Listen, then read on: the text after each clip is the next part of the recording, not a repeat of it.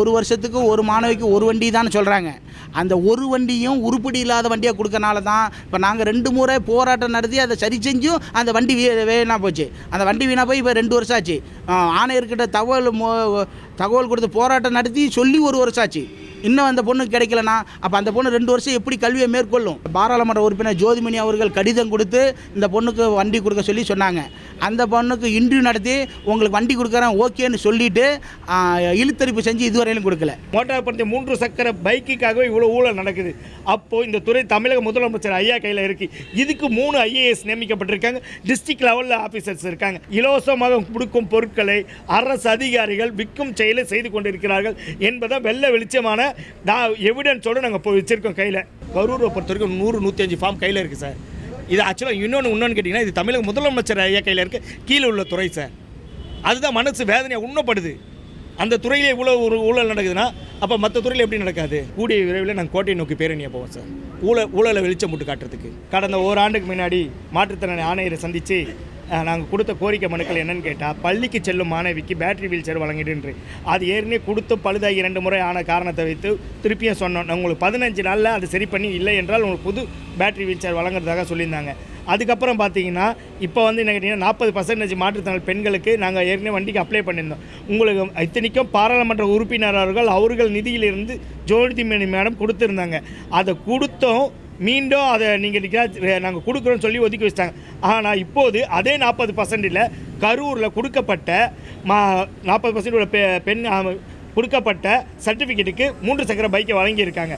அது மட்டும் இல்லாமல் தொடர்ச்சியாக பார்த்தீங்கன்னா கரூரில் வந்து பர்சன்டேஜை மாற்றுற வேலையை மருத்துவ குழுவும் டிஸ்ட்ரிக்ட் ஆஃபீஸரும் சேர்ந்து பண்ணிகிட்டு இருக்காங்க. ஏன்னு கேட்டிங்கன்னா அதுக்கான ஆதாரங்கள் எங்ககிட்ட இருக்குது. பேப்பர் எவிடன்ஸாகவே இருக்குது. ஏன்னு கேட்டிங்கன்னா 40-60 ஆக்கிறதும் 60-100 ஆக்கிறதும் இந்த வேலைகளை செஞ்சு மாற்றுத்திறனாளிகளோட வீல் சேரை வாங்குறது காசு கொடுத்தா இதை அனைத்து வேலையை செஞ்சு கொடுத்து அவங்களுக்கான பேட்டரி வீல் சேரு, ட்ரை சைக்கிள், கிரச்சஸ் எல்லாம் கொடுக்குறாங்க. மோட்டார் பந்தய 3 சக்கர பைக்குக்காகவே இவ்வளோ ஊழல் நடக்குது. அப்போது இந்த துறை தமிழக முதலமைச்சர் ஐயா கையில் இருக்குது. இதுக்கு 3 IAS நியமிக்கப்பட்டிருக்காங்க. டிஸ்ட்ரிக்ட் லெவலில் ஆஃபீஸர்ஸ் இருக்காங்க. எப்படி எங்கள் குறைய தீர்க்க போகிறாங்க? ஏன்னு கேட்டிங்கன்னா பாதிக்கப்பட்ட ஒரு மாற்றுத்திறனாளி சென்று அடைந்தால் பரவாயில்ல, பாதிக்கப்படாத மாற்றுத்திறனாளிகளுக்கும் சென்று அடைகிறது. ஏன்னு கேட்டால் அந்த ஊழல் மலிஞ்சு இருக்கிற காரணத்தால் இப்படி பண்ணிட்டு இருக்காங்க. பணம் என்பது அவங்களுக்கு முக்கியமாக போச்சு. ஏன்னு கேட்டால் இந்த துறையில் இருக்கிறவங்க எல்லாமே விசாரணை கமிஷன் நிற்கிறோம், போலீஸ் சர்டிஃபிகேட்டை ஒழிக்கிறோம், எல்லாமே பண்ணுறோன்றாங்க. மெடிக்கல் போர்டோட டிஸ்ட்ரிக்ட் ஆஃபீஸர்கள் கோஆர்டினேட் பண்ணி இந்த சர்டிஃபிகேட்டை மாத்திர செயலில் செஞ்சு எல்லா உபகரணங்களும் விற்று கொண்டிருக்கிறார்கள். பணத்துக்காக விற்று கொண்டிருக்கிறார்கள். அரசாங்கம் இலவசமாக கொடுக்கும் பொருட்களை அரசு அதிகாரிகள் விற்கும் செயலை செய்து கொண்டிருக்கிறார்கள் என்பதை வெள்ள வெளிச்சமான எவிடன்ஸோடு நாங்கள் போய் வச்சுருக்கோம் கையில். சார் மெயினாக கரூர் மாவட்டத்தில் இது நடந்திருக்கு சார். யார் இதெல்லாம் பண்ணுறாங்க சார்? டிஸ்ட்ரிக்ட் ஆஃபீஸரும் மெடிக்கல் போர்டும் சார். டிஸ்ட்ரிக்ட் ஆஃபீஸர் யாருக்கு இது போல கொடுத்துருக்காங்க? இது போல் பாருங்கள் சார், இந்த பொண்ணுக்கு 40% ப்ளஸ் கொடுத்த RC புக். இங்கே பாருங்கள் மெடிக்கல் சர்டிஃபிகேட் மாற்றின போர்டு. இங்கே பாருங்கள் 45% ப்ளஸ் இங்கே பாருங்கள் அது 60 மாற்றிருக்காங்க. இது எதனால் கேட்டால் பெட்ரோல் ஸ்கூட்டர் வாங்குறதுக்கும் நம்மளுக்கு 80% இந்த 1000 ரூபாயிலேருந்து 2000 ரூபாய் பென்ஷன் கிடைக்கும். 1000 ரூபாயிலேருந்து 2000 ரூபாய் பென்ஷன் கிடைக்கும். அதுக்காக அரசு அதிகாரிகளோட கை கோர்த்து இந்த பர்சன்டேஜை மாற்றினா சார் ஒரு மாற்றுத்திறனாளி நீ முழுமையாக பாதிக்கப்பட்ட, நான் 100% இருக்க மாற்றுத்திறனாளி பாதிக்கப்பட்ட அவனுக்கு முழுமையான சலுகைகள் கிடைத்தா ரொம்ப நல்லது. எனக்கு 40% நான் ஓரளவுக்கு நடந்து போய் அங்கே ஒரு பொருளை எடுத்துருவேன். நான் தவளக்கூடிய மாற்றத்தில் அதை போய் என்னால் எடுக்க முடியாது. எனக்காக அந்த 3 சக்கர சைக்கிளோ இந்த வீல் சேரை கிடைச்சா எனக்கு அது நடக்கிறதுக்கு பயனுள்ளதாக இருக்கும். ஏன்டா முழுமையாக பாதிக்கப்பட்ட பொருள் கிடைச்சா பரவாயில்ல. நான் 40% வச்சுக்கிட்டு எனக்கு மெடிக்கல் போர்ட்லேயும் டிஸ்ட்ரிக்ட் ஆஃபீஸரையும் கூட வச்சுக்கிட்டு நான் 100% மாற்றி அந்த உனக்கு கிடைக்க வேண்டிய வீல் சேரையும் ட்ரை சைக்கிளையும் நான் எடுத்துகிட்டு போய்ட்டு என்ன பண்ணுவீங்க? அவர் என்ன பண்ணுறாங்க? நடக்கக்கூடிய ஒரு மாற்றுத்திறனாளி, அதாவது 40% மாற்றுத்திறனாளிக்கு முதல்ல பெர்ஃபார்மன்ஸ் பண்ணி கொடுத்துறாரு. இல்லை அவர் வாங்கி அதை என்ன பண்ண போகிறாரு? ஓட்டுறாரு சார். 2 வீலை கழட்டிட்டு ஓட்டுறாரு சார். இப்போ 1 லட்ச ரூபா வண்டி உங்களுக்கு கவர்மெண்ட்டுக்கு உனக்கு 20,000 ரூபா கொடுத்தா கிடைக்குதுன்னு நீங்கள் வாங்க மாட்டீங்களா? உங்களுக்கு லஞ்சம் 20,000 ரூபாய், 22,000 ரூபா, 23,000 ரூபாய். உங்களுக்கு 95 லட்சம் 96 லட்சம் உள்ள பைக் கிடைக்குது. 1,08,000 பாருங்கள். அது கிடைக்கும் போது நீங்கள் ஒரு 20,000 ரூபா செலவு பண்ண மாட்டீங்களா? சரி, இப்போ இது போல எவ்வளோ நடந்துருக்கு சார்? 1 இயர் 4 வருஷமாக நடக்குது. இது வந்து இங்கே இருக்கக்கூடிய ஆணையருக்கு தெரியுமா சார்? தெரியும் சார். ஒன்றும் இல்லை சார், இவங்க தான் வந்து டிஸ்ட்ரிக்ட் ஃபண்டு ஒதுக்குறாங்க. எந்தெந்த டிஸ்ட்ரிக்ட் போகுதுன்னு இருக்காங்க. ஒரு மாவட்ட ஆட்சியில் தான் பெட்ரோல் ஸ்கூட்டரோட அந்த தலைமையகம் அவங்க டிஸ்ட்ரிக்ட் லெவல்லையும் தெரியும், இவங்களுக்கு தெரியும். தெரிஞ்ச ஏன் நடவடிக்கை எடுக்க மாட்டாங்க? ஏன் நடவடிக்கை எடுக்க மாட்டாங்க தெரியல. ஆக்சுவலாக வந்து அவங்க ஆஃபீஸர்ஸ் அவங்க காப்பாற்றுற வேலையை தான் செய்கிறாங்க. இல்லை இப்போ இந்த கரூர் மாவட்டத்தில் மட்டும் இந்த மாதிரி பிரச்சனை இருக்கா சார்? எல்லா டிஸ்ட்ரிக்டில் இருக்குது சார். ஒரு டிஸ்ட்ரிக்ட் கரூரில் மட்டும் 110 ஃபார்ம் இருக்குது சார் கையில். இல்லை இவர் நேற்று ஒரு மீட்டிங் காரணமாக இப்போ 4-5 தான் கையில் எடுத்துகிட்டு வந்தேன். கரூரை பொறுத்த வரைக்கும் 100-105 ஃபார்ம் கையில் இருக்குது சார்.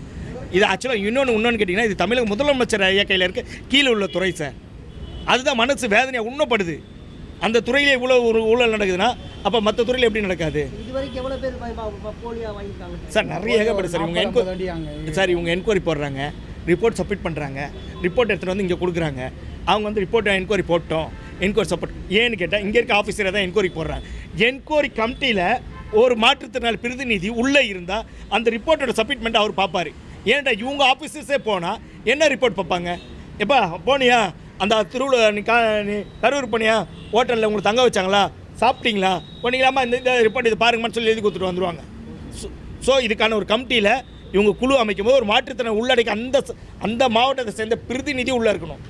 அப்போ தான் அதோட விசாரணை கரெக்டாக இருக்கும். இது வரைக்குமே வந்து எந்த ஒரு விசாரணை கமிட்டிலே மாற்றுத்திறனாளி பிரதிநிதியே கிடையாது. பிரதிநிதியே கிடையாது சார்.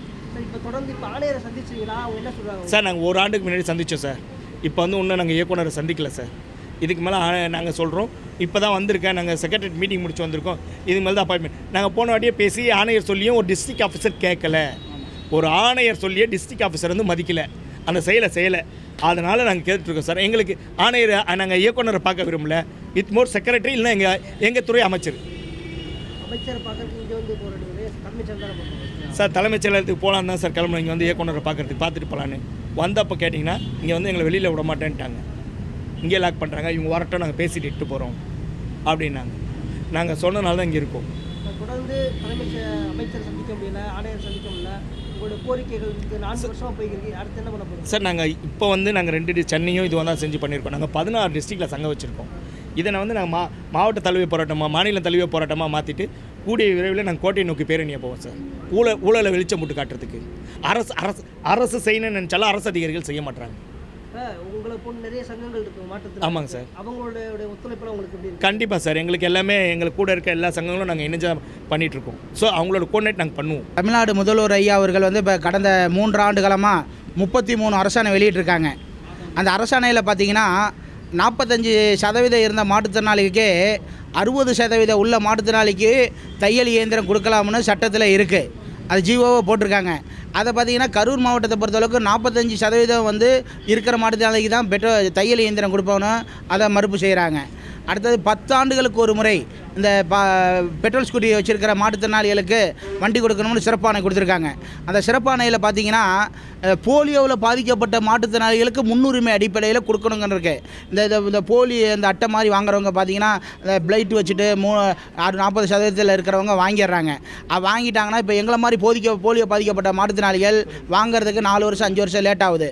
அப்போ அந்த பிளைட் வச்சவங்க வாங்கும்போது அவங்க அடிக்கடி முன்னுரிமை அடிப்படையில் 10 ஆண்டுகளுக்கு ஒரு பெட்ரோல் ஸ்கூட்டி வாங்கும்போது அவங்க சீனியாரிட்டியில் போயிட்டே இருக்காங்க. இப்போ எங்களை போல் மாற்றுத்திறனாளிகள் உண்மையாலும் பாதிக்கப்பட்ட மாற்றுத்திறனாளிகள் பயனடைகிறது கிடையாது. அதாவது பார்த்திங்கன்னா எங்களுக்கு பார்த்திங்கன்னா இந்த பெட்ரோல் ஸ்கூட்டியில் வந்து பல்வேறு முறைகேடு நடக்கிறதா நாங்களும் தகவல் கொடுத்துக்கிட்டே இருக்கோம். அரசாங்கம் பார்த்திங்கன்னா மருத்துவத்துறை மேலே கமிட்டியை தூக்கி போடுறது. அடுத்தது பார்த்திங்கன்னா மாற்றுத்திறனாளி நலத்துறை வந்து இது வந்து டிஸ்ட்ரிக்ட் லெவல் சேர்மன் மூலியமாக பண்ணுறது. அதனால் அவங்க டிஸ்ட்ரிக்ட் கலெக்டர் ஐயா மேலே இதை தூக்கி போடுறது. இப்படி ஒவ்வொரு முறையும் அவங்க தட்டி கழிச்சு அவங்க தப்பிக்கிறத தான் பார்க்குறாங்க. அதில் ஒரு விசாரணை கமிட்டி வைக்கலாம், அதில் மாற்றுத்திறனாளிக்கு உண்மையான மாற்றுத்திறனாளிக்கு கொண்டு போய் சேர்க்கலாம், அந்த மாற்றுத்திறனாளி பிரதிநிதித்துவத்தை இந்த உள்ளடக்கி அந்த விசாரணை கமிட்டியை வைக்கலாம் அப்படிங்கிறது கிடையாது. அது மட்டும் இல்லாமல் அரசு சார்பாக எந்த ஒரு நிகழ்ச்சி நடத்தினாலும் எங்களுக்கு ஒரு தபால் மூலியமாக கடிதமும் கொடுக்கறது கிடையாது. இப்போ இந்த 33 அரசாணை வந்து பேரளவுக்கு மட்டும்தான் இருக்குது, மாற்றுத்திறனாளிகளுக்கு நடைமுறைப்படுத்துறது இல்லை. அது வந்து மிக மிக வலியை உருவாக்குது. முதல்வர் வந்து நிறைய சலுகை செய்கிறாரு. மாற்றுத்திறனாளிகளுக்கு நான் கோரிக்கை வைக்கும் போதெல்லாம் சிறப்பாக அரசாணை வெளியிடுறாரு. ஆனால் அந்த அரசு அலுவலகத்தில் பணிபுரியக்கூடிய மாற்றுத்திறனாளி நல அலுவலகர் அங்கே வேலை பார்க்கக்கூடிய பணியாளர்கள் வந்து இதை இழுத்தடிப்பு செஞ்சு மாற்றுத்திறனாளிகளுக்கு ஏதோ படிப்பறிவு இல்லாமல் இருக்கிறாங்க, அவங்கள எதை வேணுமாலும் கடத்தி கொண்டு போயிடலாம் அப்படின்னு வேலையை கிடப்பில் போட்டுட்டு எங்களை மாதிரி பாதிக்கப்பட்ட மாற்றுத்திறனாளிகளுக்கு கொண்டு போய் சேர்க்கறதுல என்ன தான் நிதர்சன உண்மையாக இருக்குது. இதை வந்து தமிழ்நாடு அரசு மாண்புமிகு தமிழ்நாடு முதல்வர் அவர்கள் பார்வையில் எடுத்து எடுத்து ஒவ்வொரு மாற்றுத்திறனாளி அலுவலகத்திலையும் அந்த மாவட்டத்தில் உள்ள அனைத்து அரசு துறைகளிலும் மாற்றுத்திறனாளி பிரதிநிதித்துவம் கொடுத்து என்ன முறைகேடுகளை அதை சீர் செய்ய வேண்டும் என்பது தான் எங்களோட கோரிக்கை. அதை பார்த்திங்கன்னா கடந்த ஆண்டு போராட்டம் நடத்திய மாண்புமிகு மாணவி ரோஹிணி அவர்களுக்கும் 4 ஆப்ரேஷன் பண்ணிவிட்டு போலியோவில் பாதிக்கப்பட்ட மாண்புமிகு தமிழரசி என்ற மாற்றுத்திறனாளிகளுக்கும் வண்டி உறுதி பண்ணிட்டு தான் நாங்கள் இந்த போராட்டத்தை நாங்கள் கைவிட்டு போவோம். ஏன்னு பார்த்தீங்கன்னா அரசாங்கம் எத்தனை முறை அலைகழிப்பு போய் செய்கிறது. ஆமாம், 2 இதுவரையிலும் கொடுக்கல. அம்மா போன சென்ற 12/2/2024 போராட்டம் நடத்தி பேச்சுவார்த்தை கூட்டு போய் 15 நாளில் கொடுக்கறதா சொல்லியிருந்தாங்க. அது பார்த்திங்கன்னா வாய்மொழி உத்தரவை தான் சொல்லியிருந்தாங்க. 1 வருஷம் ஆகியும் கிடைக்கல. இந்த பையனை பார்த்திங்கன்னா அப்படி சொல்லி எங்களை அனுப்பிச்சுட பார்த்தா எங்களுக்கு கடிதத்தின் மூலியமாக எங்களுக்கு லெட்ரு கொடுத்தா மட்டும்தான் இங்கேருந்து நாங்கள் ஒரு கிளம்புவோம். அந்த 2 மாணவிகள் என்ன படிக்கிறாங்க? ஒரு மாணவி பார்த்திங்கன்னா 11வது படிச்சுட்டு இப்போ 12வது பப்ளிக் எக்ஸாம் எழுத போகிறாங்க. அது மிகவும் அந்த பொண்ணுக்கு சிரமமாக இருக்குது. அந்த பொண்ணு பார்த்திங்கன்னா படுத்த நிலையில் இருக்கக்கூடிய மாற்றுத்திறனாளி. நாங்கள் பழுவாத குறையாக அதாவது பல்வேறு முறை எடுத்து கூறிட்டோம். அந்த பேட்டரி வீல் சேர் கொடுத்த வீல் சேர் 2 முறை போராட்டம் நடத்தி தான் அதை சரி செய்யவே அந்த கம்பெனிக்காரங்க வந்தாங்க. அது மிகப்பெரிய அந்த பள்ளியோட முதுகில் பாதிக்கப்பட்ட அந்த மாற்றுத்திறனாளிக்கு வாழ்கிறதே கஷ்டம். இந்த பேட்டரி வீல் சேர் கொடுத்துருந்தா இன்னாருக்கும் அந்த பொண்ணு இன்னும் திறமையை காட்டியிருக்கும். நல்ல கலை இலக்கிய பண்பாடு கொண்ட நல்ல சிறந்த பாடகி வேறு அந்த மாணவி. அந்த பள்ளிக்கூடத்தில் ஸ்கூல் நல்ல மதிப்பெண் பெறக்கூடிய மாணவி. இப்போ பார்த்திங்கன்னா மாற்றுத்திறனாளிகளுக்கு டேட்டா எடுத்த வகையிலும் பார்த்திங்கன்னா 4% மாற்றுத்திறனாளிகள் தான் படிக்க முடியுதுன்னு டேட்டா சொல்லுது. இது போன்ற மாற்றுத்திறனாளிகளுக்கு இது மாதிரி வண்டிகளை கொடுத்தா இன்னும் நிறைய படிப்பாங்க. மாற்றுத்திறனாளிகளுக்கு உரிமைகள் நிறைய போய் கிடைக்கும். 50-80 தான் எங்களோட சங்கங்களோட ஆதங்கமாகவே இருக்குது. கொடுத்து அந்த அம்மா ஒரு மாற்றுத்திறனாளிக்கு லோக்கோமோட் டிசபிலிட்டி 75%. அந்த அம்மாவுக்கு மாண்புமிகு முன்னாள் ஆணையர் 2020 அதாவது அரசாங்கம் பார்த்திங்கன்னா 1 வருஷத்துக்கு ஒரு மாணவிக்கு ஒரு வண்டி தான் சொல்கிறாங்க. அந்த ஒரு வண்டியும் உருப்படி இல்லாத வண்டியாக கொடுக்கறனால தான் இப்போ நாங்கள் 2 முறை போராட்டம் நடத்தி அதை சரி செஞ்சும் அந்த வண்டி வீணாக போச்சு. அந்த வண்டி வீணாக போய் இப்போ 2 வருஷம் ஆச்சு. ஆணையர்கிட்ட தகவல் கொடுத்து போராட்டம் நடத்தி சொல்லி 1 வருஷம் ஆச்சு. இன்னும் அந்த பொண்ணுக்கு கிடைக்கலனா அப்போ அந்த பொண்ணு 2 வருஷம் எப்படி கல்வியை மேற்கொள்ளும்? அந்த மாணவிக்கு மாணவி இன்றைக்கி வரல. அந்த எல்லாம் தூக்கிட்டு வரணும்னா கிட்டத்தட்ட ஒரு மாணவிக்கு அங்கே கொண்டு வந்து 4000-5000 செலவாகும். ஏன்னா அந்த படுத்த நிலையில் அவங்களுக்கு ஒரு பாதுகாவலர் போடணும். இன்னொரு பாப்பாவும் வரல. அந்த பாப்பாவுக்கு மாண்புமிகு பாராளுமன்ற உறுப்பினர் ஜோதிமணி அவர்கள் கடிதம் கொடுத்து இந்த பொண்ணுக்கு வண்டி கொடுக்க சொல்லி சொன்னாங்க.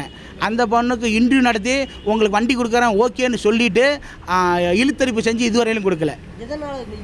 எதனால் பார்த்திங்கன்னா சட்டம் பார்த்திங்கன்னா 40% வரையிலும் கொடுக்கக்கூடாதுன்னு 2022க்கு முன்னாடி இருந்துச்சு. இப்போ அந்த இது இல்லை. இப்போ ஒரு கால் பாதிக்கப்பட்ட மாற்றுத்திறனாளிக்கும் வண்டி கொடுக்கலாம்னு மாண்புமிகு முதல்வர் அரசாணை கொடுத்துட்டாரு. அந்த அரசாணை கொடுத்தும் அந்த பெண்ணுக்கு கொடுக்கறதில்ல. ஏன்னு கேட்டால் நீங்கள் ஏதாவது ஒன்றா நீங்கள் போய் சங்கத்துக்கு போயிடுறீங்க, போராட்டம் பண்ணுறீங்க இப்படின்னு காரணத்தை சொல்லி எங்களை போல் மாற்றுத்திறனாளி உண்மையால் பாதிக்கப்பட்ட மாற்றுத்திறனாளி கிடைக்கிறதில்ல. அதை கையூட்டு பெறக்கூடிய கொடுக்கக்கூடிய மாற்றுத்திறனாளிகளுக்கு கொண்டு இது மாதிரி கமிட்டி குழு விசாரணை குழுவில் தேர்ந்து செஞ்சு அவங்களுக்கு பெறதை பெற்றுக்கொண்டு அவங்களுக்கு கொடுக்குறாங்க. இதுதான் எங்களுடைய மன வருத்தம், வேதனை, வருத்தம்.